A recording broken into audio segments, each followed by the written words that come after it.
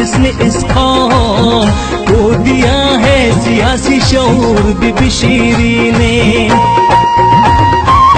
NA3 स्वाद نه د PTI په ټیکټ باندې په دویم ځل کامیاب شوی زوړ MNA سلیم الرحمن په حجره کې د خلکو تګ راتګ شروع دی. د علاقې خلک د PTI کارکونان د سلیم الرحمن د کامیابېدو په خوشحالۍ کې مبارکۍ له را روان دي. پاسون نیوز سره خبرو طرف په موقع باندې سلیم الرحمن په خپله وینا کې وویل: استاد شکریا دا کوم د ټول لول الله تعالی شکر گزار یو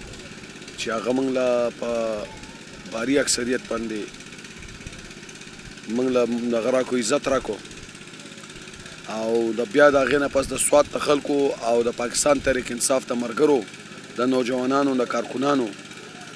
او خصوصا د NA3 د ملګرو بلکې د ټول سوات د هغو شکریا چې هغو یو داسې فیصله وکړه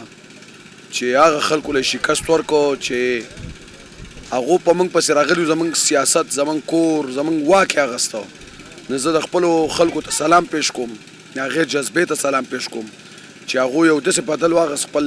د هغه خلکو نه چې انشاءالله تعالی بیا به څوک سوات ته داسې نه راځي زموږ په سیاستو کې به ګوتې نه وایي کم از کم زموږ سیاست په نه خرابوي زموږ د سوات حالات په نه خرابوي نو زه خپلو خلکو ته مبارکباد ورکوم بیا د ټول پاکستان خلکو له مبارکباد ورکوم چې ټول پاکستان کې کلین سویپ شوی دی خاص کر سوات او زموږ صوبایي حکومت په انشاءالله په باري اکثریت جوړېږي بغیر د چا د دغه نه حمایت نه او انشاءالله زموږ به مرکزي حکومت په هم زموږ بغیر د چا د حمایت نه جوړېږي انشاءالله او زه دا خپلو خلکو ته یم چې تاسو چې کومه مینه ښولې ده نه انشاءالله تعالی موږ به هم هغه مینه ښایو تاسو ته او ستاسو په هر دک درد کې ورسره ولاړ یو کم چې زموږ د سوات حق دی کم چې زموږ سوات نظر اندازه شوی دی په کم حالاتو کې په کم قصو کې په فنډونو کې په نور خاص کارونو کې نه انشاءالله تعالی موږ به بھرپور کوشش کوو چې خپل د سوات ته حق نه زیات خپل سوات له کار وکړو او زه درته دا وایم چې زه د NA3 نه اوس چې NA2 د هغې نه مخکې ما الیکشن کړی او په هغه ټایم کې امیر مقام لا د الله تعالی په فضل و کرم زموږ ملګرو او زموږ د پارټۍ خلکو شکست ورکړی په هغه ټایم کې هغه له د 3 حلقو نه شکست میلاو شوی خو زه دا یو خبره کول غواړم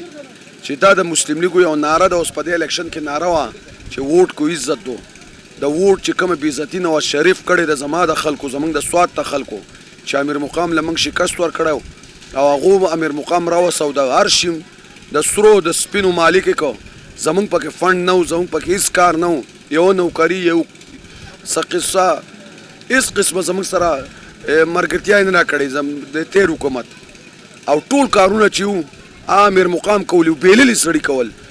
یو بې خونده حکومت د نواز شریف یو خراب حکومت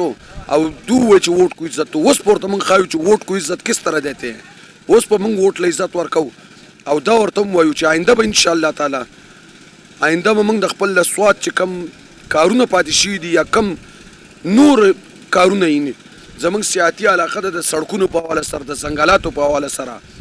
د هایډرو پاور په حواله سره نه انشاءالله په دې کې بھرپور من کار کوو عمران خان خصوصي دلچسپي ده او تاسو ته هم ویم په تېر حکومت کې زموږ په صوبایي حکومت کې د کالام د بیوټیفیکیشن یو عمران خان لانچ کړی چې کالام کې چېرته د 70 کاله کې مخکې چا کار نه دی کړی په 70 کالو کې واحد عمران خان چې هغه د بیوټیفیکیشن کار شروع کړی او کالام یې ډېر ښکلی کړی دی ډېر زبردست کړی دی خو انشاءالله تعالی موږ به ټول سوات بیوټیفیکیشن کار کوو ټول سوات په ښکلی کوو د ځنګلاتو په حواله به یې ښکلی کوو د بجلۍ په حواله به یې ښکلی کوو